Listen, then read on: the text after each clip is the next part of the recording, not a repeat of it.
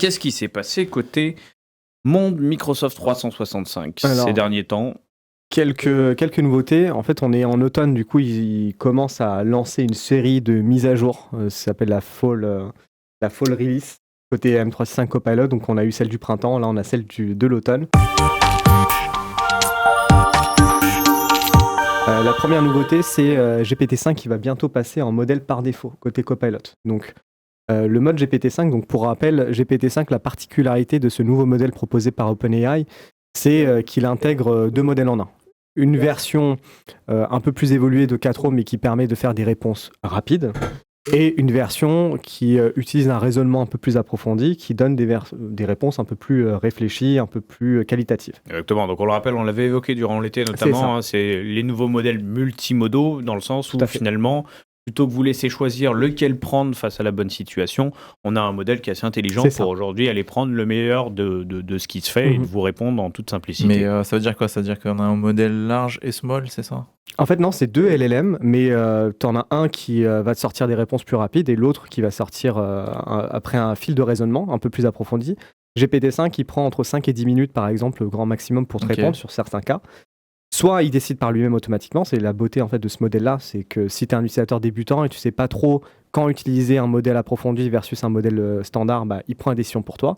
Et quand on a un utilisateur un peu plus avancé qui veut pas encore tout de suite aller sur du researcher et autres, qu'on verra tout à l'heure, tu peux forcer dans ton prompt en disant je veux que tu utilises un mode de raisonnement avancé en suivant A, B, C, D en fait comme fil de raisonnement et il s'exécute. Ou de lui-même. En fait, c'est qu'avant, on faisait la différence, on devait lui dire « je veux que tu raisonnes ». En fait, on était obligé de lui dire comme ça. Et en fait, ce qui se passait, c'est que soit il utilisait GPT-4o, soit il utilisait ce qu'on appelait le deep reasoning avec O3. Donc là, globalement, il va alterner de lui-même sans que tu lui dises. Donc parfois, il va te répondre tout de suite, parfois, il va prendre quelques secondes, et tu peux même le pousser à aller faire du deep research. Et là, ça peut même être des minutes. En fait. Alors, l'expérience utilisateur aujourd'hui, côté Copilot, c'est que depuis cet été, on pouvait cocher la case « Je veux utiliser GPT-5 ». Sauf qu'à chaque nouvelle conversation, ça se désactivait, il fallait réactiver. Donc c'est plus, à mon avis, pour deux raisons. Il y a déjà monté en charge côté Microsoft pour mettre à disposition GPT-5 pour tous les utilisateurs de Copilot, M365.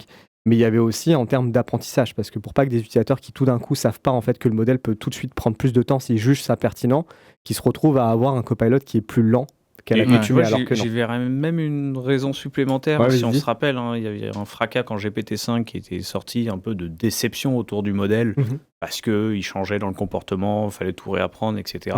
Et je me demande si à un moment, c'était pas aussi période de test chez Microsoft, plutôt que finalement prendre les mêmes retours, laisser un peu le truc passer. Peut-être, mais après, la manière dont Microsoft implémente aussi GPT dans le custom Copilot, ils ont leur propre configuration, leur propre prompt système, dans etc. tous les cas, le comportement n'est pas tout à fait pareil. Pas tout à fait pareil, même out of the box. Donc, aujourd'hui, il faut l'activer explicitement. À partir depuis fin octobre jusqu'au mois de novembre à peu près, le mode GPT-5 sera activé par défaut et on pourra le décocher. Et à partir de décembre, ça sera l'expérience par défaut. Il n'y aura plus GPT-4 à l'intérieur de Copilot. Ça sera Copilot et c'est GPT-5 en face. Puis tu as aussi le côté qualité, parce qu'il ne faut pas oublier que les gens qu'ils n'ont pas vu dans le GPT public avec le 4, c'est qu'ils ont eu toujours la dernière version du 4 jusqu'à ce que le 5 il arrive.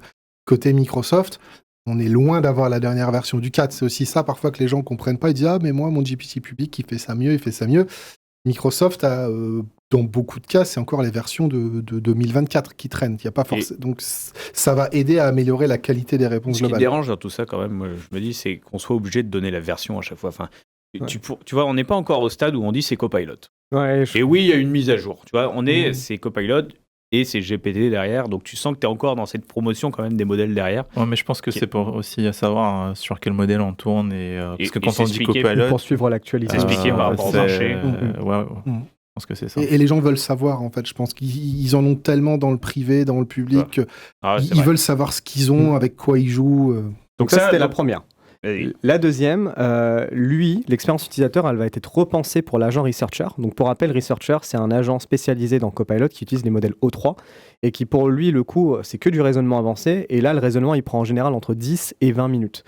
Donc il sort des résultats qui sont intéressants. Le problème aujourd'hui de Researcher, c'est qu'en fait, il va chercher partout. Donc ça, c'est bien dans Microsoft 365 et le web, mais en fait, on ne peut pas choisir où est-ce qu'il peut aller se focaliser au niveau de la recherche. Il va ratisser très large, on n'a pas la main là-dessus.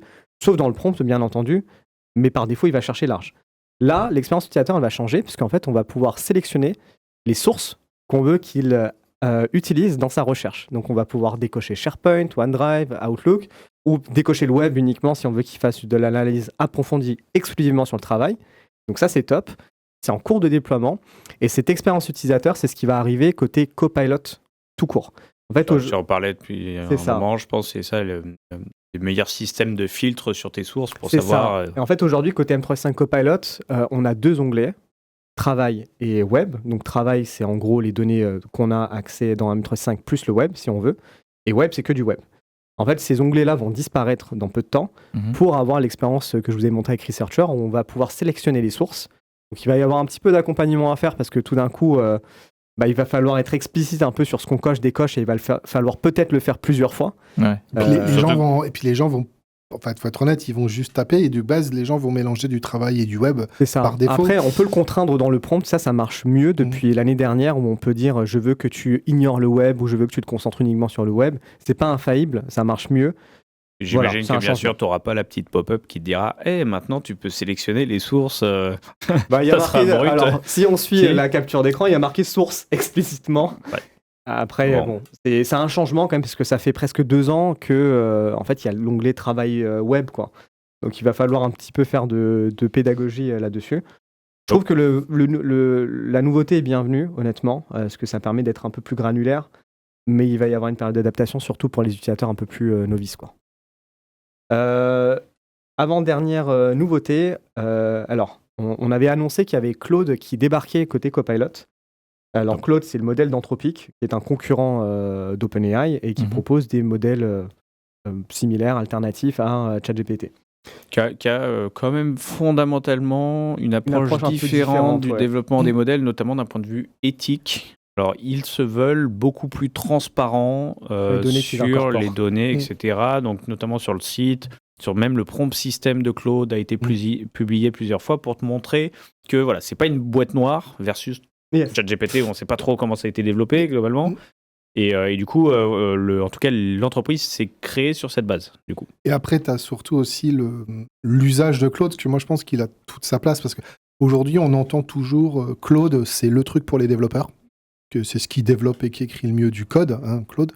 Mais, en tout cas, d'après les benchmarks, ils ont un des modèles les plus avancés sur la partie. Mais pourquoi Microsoft le veut dans Copilot ? C'est parce qu'on veut pas que Copilot développe. C'est qu'en fait, pour comprendre pourquoi c'est le meilleur outil pour les devs, c'est que lui, contrairement à d'autres modèles, il a une très très bonne capacité à découper une question, une phrase, en plein de sous-tâches. Et en fait, là où les autres modèles vont prendre la question, s'exécuter, sauf si tu as donné des tâches, de lui-même, il va prendre ton prompt, ta phrase, il va déduire toutes les tâches à l'intérieur et les exécuter de façon indépendante et ensuite te donner la réponse.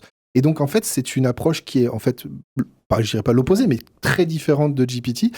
Et du coup, c'est intéressant. Je pense pour ça que Microsoft aimerait bien l'avoir. Pour ceux qui pratiquent les deux, on voit que il y a des fois des préférences. Moi, je préfère utiliser Claude en perception de ressenti versus ChatGPT commercial.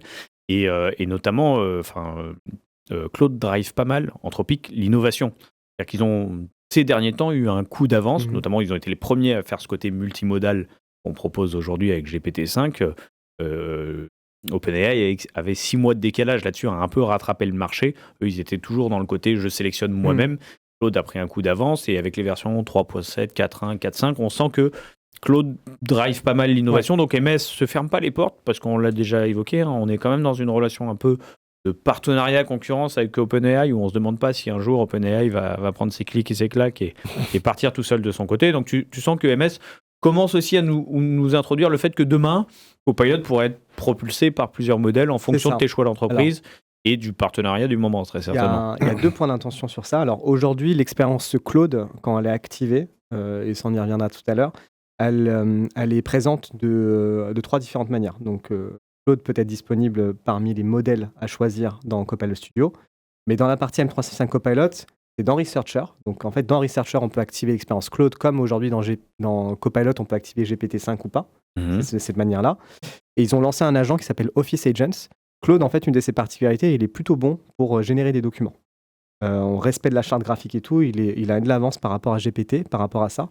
Et du coup, il y a un agent que Microsoft met en avant, qui s'appelle Office Agents, qui fonctionne avec Claude et qui permet de générer des documents en mode chat directement. Par défaut, l'expérience est désactivée sur tous les tenants. En fait, pour le moment, l'envoi de prompts et de données partent chez Anthropic. Alors, c'est ce que j'allais dire. C'est Pour ce que j'ai l'instant. lu. C'est ça, En pour effet, l'instant. c'est que, à la différence de Copilot, où tu es sur un modèle OpenAI, mais sur ton tenant, sur tes Tout à données fait. d'entreprise, là, tu es chez Anthropic. C'est chez Tu Anthropic. exposes le modèle Claude d'Anthropic. Exactement, donc les données qui vont avec. Alors, Microsoft est conscient de ce sujet-là, notamment pour le marché européen, parce qu'on est un peu... on n'est pas très chaud là-dessus, et à juste titre.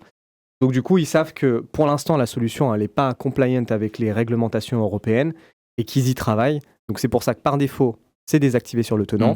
Donc quand c'est désactivé, ça veut dire que pas accessible sur Copilot Studio, pas accessible sur M365 Copilot. Mais ça montre que niveau partenariat, on n'y est pas encore. Parce que pas aussi fluide. Avoir Claude sur le tenant, ça voudrait dire avoir, comme côté Azure, finalement, une version totalement prise en charge par Microsoft, comme ils l'ont fait avec Mistral ou d'autres. Aujourd'hui, a priori, on n'est pas encore sur ce niveau on n'y est pas. Après, d'intégration native. Ce qui est intéressant, la fonctionnalité dans l'administration, elle s'appelle AI Providers for Other Large Language Models. Donc, ils ne l'ont pas appelé Anthropic Claude. Ouais. Donc, ça sous-entend que derrière, demain, il y aurait d'autres modèles qui vont de l'ouverture. Se présenter. Et c'est ce qu'on avait... on avait mis ça en hypothèse l'année dernière déjà. Ça va être difficile aujourd'hui, mon Kev, pour trouver tes mots. Ouais. Je sens que... Non, c'est les nouveautés là. Et la dernière, après j'ai terminé, c'est plus une astuce pour ceux qui utilisent M365 Copilot, que ça soit la version chat ou pas, d'ailleurs, pas la version payante ou la version payante. Vous avez la possibilité d'activer Copilot en fait avec un raccourci clavier qui est ultra pratique. Même ceux qui n'ont pas la touche Copilot sur leur PC. C'est un peu le screenshot qu'on vous a mis, ça se passe dans les préférences de votre PC, dans la partie personnalisation, texte, et vous pouvez choisir l'application Copilot en question, donc M365 Copilot, et après c'est Windows C, et vous avez la petite fenêtre, la petite pop-up Copilot qui pour l'application Windows du coup. Yes, pour l'application Windows qui Alors, arrive. tu sais que depuis que tu me l'as dit, je m'en sers beaucoup. Ah bah n'est-ce pas, tu vois, En fait, là où souvent sur Teams, je peine à trouver il est où mon Copilot dans les conversations ou dans les apps, maintenant que j'ai mis sur la barre en bas mon app Copilot, en fait, c'est vrai qu'elle est plutôt pratique. T'as vu ça ? En termes d'accès. Bah là, c'est Windows C, donc tu l'appelles depuis n'importe où et ça se présente comme ça. Et on peut même appeler ses agents depuis cette petite fenêtre-là. Et tu as la réponse qui arrive en miniature. Et si on a les deux en même temps ? Tu peux choisir le programme par défaut. C'est l'un ou l'autre. Donc si tu as la version Copilot grand public, tu dois choisir dans ta liste déroulante si c'est celui-ci que tu vas appeler. Et du coup, c'est public et ça expose... Via l'app Windows ? Tu peux appeler ton Copilot chat grand public ? C'est ça. En fait, c'est Microsoft. Tu as deux applications Copilot. Tu en as une, la grand public, qui s'appelle Copilot. Et tu as la version pro qui s'appelle M365 Copilot. Alors ça, je l'avais, mais sur Windows aussi, du coup. Tu as deux apps différentes. Sur Windows, ok. Deux apps Windows, ok. Tout à fait. Je l'avais pas en tête. Tu as deux apps, deux URL différentes. Alors, une petite question, je crois. Qu'est-ce que... De quoi Alors, on a Alex qui nous dit, est-ce que le nouveau déploiement gratuit de Copilot Chat dans les apps web et desktop M365 est décalé en Europe jusqu'à janvier? Est-ce que c'est pour ça? Non, parce que pour le coup, Claude et compagnie, en fait, aujourd'hui, ils ne sont pas intégrés dans l'expérience normale de Copilot. C'est vraiment que dans les agents researchers, donc c'est pas en lien. Ils ont pris un peu de retard. Ils avaient annoncé cet été que Copilot Chat serait disponible dans les applications, même pour les utilisateurs gratuits, pour poser des questions, interagir sur le contexte du document. Je pense que c'est juste, mais c'est pas en lien avec les autres LLM dont je parlais. C'est tout pour aujourd'hui? C'est tout pour aujourd'hui. C'est pas mal. C'est pas mal. Bon, c'est pas mal, mais on a eu plus des fois. Ouais. Ah bon, ce dernier truc, il y a une roadmap, on pourra vous partager le lien dans la description de la vidéo, il y a une roadmap qui suit toutes les vidéos, toutes les nouveautés Copilot sur lesquelles ils sont en train de travailler Microsoft. Et il y a un truc qui est assez sympa, qui a l'air d'être en cours de développement, c'est appeler Copilot depuis Edge pour qu'il puisse interroger une vidéo YouTube. Okay. On est en train de regarder et poser des questions plutôt que de regarder la vidéo en entière. Mais ça n'a pas été poussé par Nadella, ça? Il n'y a pas eu une annonce là sur la semaine. C'est ça, hein, cette semaine, Satya Nadella a fait. C'est plus ce que je dois dire, je dois pas dire, donc je dirais. Non, alors non, mais alors il y a une vidéo au grand public. Je vois rien, je peux. Oui, c'est ça, voilà. Il y a une vidéo au grand public de Satya Nadella qui disait comment il était ravi aujourd'hui des avancées sur Copilot. Il me semble que dans la vidéo, il met en avant le fait que tu surfes et il commente tout ce que tu vois. Alors celle-ci, c'était plus la version gratuite de Copilot. C'était grand public. Là, c'est la M365 Copilot vraiment. Ok, d'accord. En fait, c'est en lien avec la super démo qu'ils ont fait il y a un an où il y a quelqu'un, il jouait à Minecraft et le Copilot lui donnait des conseils. Mais c'était pas tant le Minecraft en lui-même, c'est je vois que tu fais ça à l'écran, du coup, je te donne des infos. Et ça, c'est dispo sur la version grand public de Copilot. Et d'ailleurs, j'ai testé, Et en fait, c'est lié aussi à un truc, donc je vais pas parler aujourd'hui, je pense que ça sera pour la prochaine fois, parce que ça va arriver en public, c'est Computer Use, et la partie que, à partir d'un prompt IA simple, il va se balader sur ton ordinateur. Tu lui dis, va me chercher des billets de train, va me remplir tel formulaire. Mais là, c'est plus le côté action. Alors c'est le côté action, mais ça veut dire qu'il a la capacité de voir, comprendre et raisonner par rapport à ce qu'il a à l'écran. Donc ça rejoint, en fait, c'est les mêmes technos derrière. Ok, donc voilà. on sent intégration Edge à venir, dispo à minima grand public aujourd'hui, peut-être des choses à venir beaucoup plus tard dans l'univers professionnel. Yes. On va s'arrêter là pour la partie Copilot M365, on va passer au deuxième